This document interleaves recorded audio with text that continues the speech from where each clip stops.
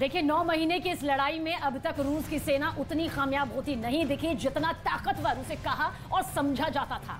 रूस की सेना ने यूक्रेन के दक्षिणी हिस्से में कुछ इलाकों में जरूर फतह हासिल कर ली है, लेकिन यूक्रेन की सेना भी अब जमकर पलटवार कर रही है।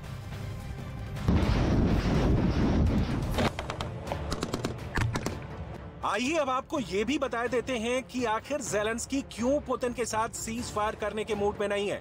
दरअसल जिस तरह यूक्रेन ने खेरसॉन शहर से रूस की फौज को पीछे हटने पर मजबूर कर दिया है, उसे देखकर ज़ेलेंस्की का जोश हाई है। यूक्रेन जंग के शुरुआती दौर में ही रूस ने यूक्रेन के इस अहम शहर यानी खेरसॉन पर 21 मार्च को कब्जा करने के बाद ये पहली बार था कि जब रूस की सेना ने नाइपर नदी को पार कर यूक्रेन के किसी बड़े प्रांत पर कब्जा किया था। खेरसॉन पर कब्जा कर रूस ने यूक्रेन को गहरी चोट पहुंचाई। इतना ही नहीं, इसके बाद रूस ने खेरसॉन में एक रेफरेंडम कराकर उसे रूस का हिस्सा घोषित कर दिया।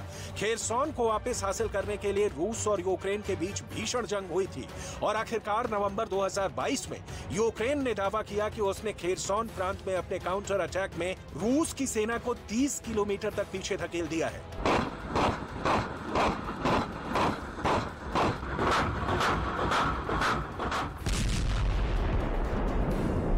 रक्षा विशेषज्ञों का मानना है कि जैसे जैसे ये जंग लंबी खिंचती जा रही है, वैसे वैसे रूस के राष्ट्रपति व्लादिमीर पुतिन की पोजीशन भी अटपटी होती जा रही है। उनके नजरिए को समझने के लिए हम आपको फ्लैशबैक में लिए चलते हैं।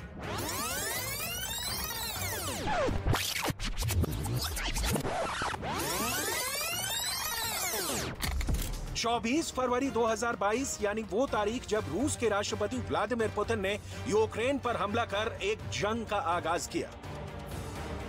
В связи с этим, в соответствии со статьей 51 частью 7 Устава ООН, санкции Совета Федерации России и во исполнение ратифицированных Федеральным собранием 22 февраля сего года договоров о дружбе и взаимопомощи с Донецкой Народной Республикой и Луганской Народной Республикой, мною принято решение о проведении специальной военной операции. Ее цель – защита людей, которые на протяжении 8 лет подвергаются издевательствам, геноциду со стороны Киева.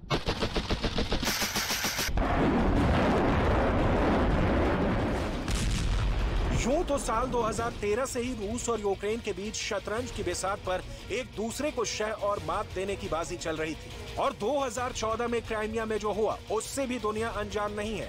लेकिन 2022 आते आते दोनों देशों के बीच जंग छिड़ जाएगी, इसका गुमान किसी को नहीं था।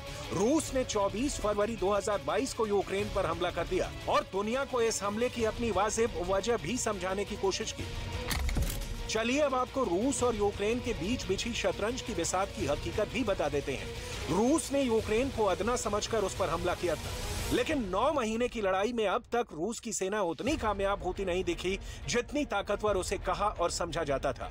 रूसी सेना ने यूक्रेन के दक्षिणी हिस्से में कुछ इलाकों में जरूर फतह हासिल की है, लेकिन अभी तक राजधानी कीव उसके हाथ में नहीं आई है।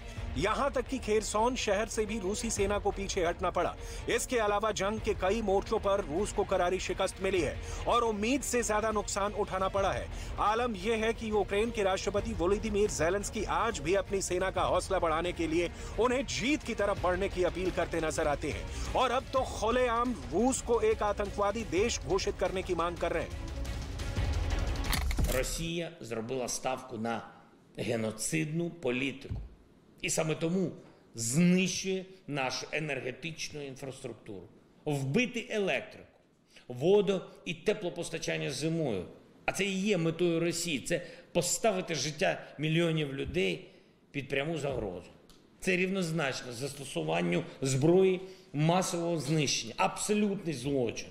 Тому буде правильний, якщо ви у своїх парламентах визнаєте Росію державою-спонсором тероризму. Як це зробили парламенти Литви, Латвії, Естонії, Польщі та Чехії. Іранські дрони та будь-які інші знаряддя терору не зможуть досягти призначених для них мішеней.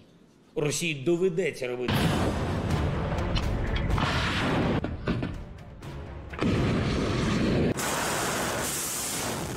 यूक्रेन जंग की वजह से दुनिया भर में रूस के राष्ट्रपति पुतिन की साख भी गिरी है।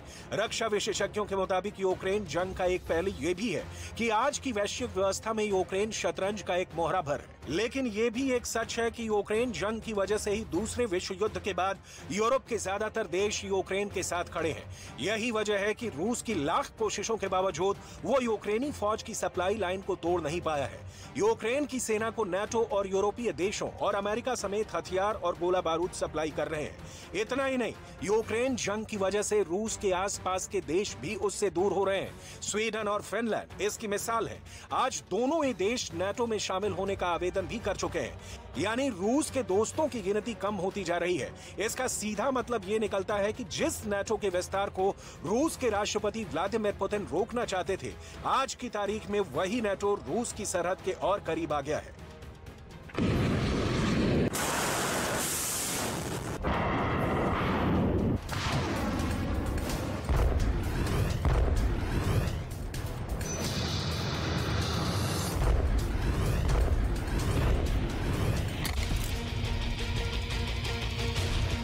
नौ महीने की जंग में अब तक रूस को फायदा कम और नुकसान ज्यादा हुआ है।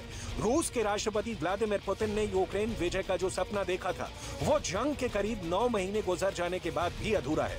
रूसी सेना के ताबड़तोड़ हमलों से यूक्रेन के कई शहर तबाह और बर्बाद हो चुके हैं। इन हमलों में अब तक यूक्रेन के हजारों नागरिक और सैनिक मारे जा चुके हैं, जबकि लाखों लोग जंग की वजह से यूक्रेन छोड़ चुके हैं। लेकिन फिर भी व्लादिमीर पुतिन की फौज ना तो यूक्रेन के नागरिकों और सेना के हौसले और जज्बे को तोड़ पाई है और ना ही यूक्रेन के राष्ट्रपति वोलोदिमीर ज़ेलेंस्की को डरा या फिर झुका पाई है। जाहिर सी बात है कि जब तक रूस बैकफुट पर है, तो ऐसे हालात में राष्ट्रपति ज़ेलेंस्की अपनी शर्तों पर रूस से बात करना चाहते हैं। यानी ज़ेलेंस्की रूस की शर्तों पर ये जंग कभी नहीं रोकेंगे। तो यूक्रेन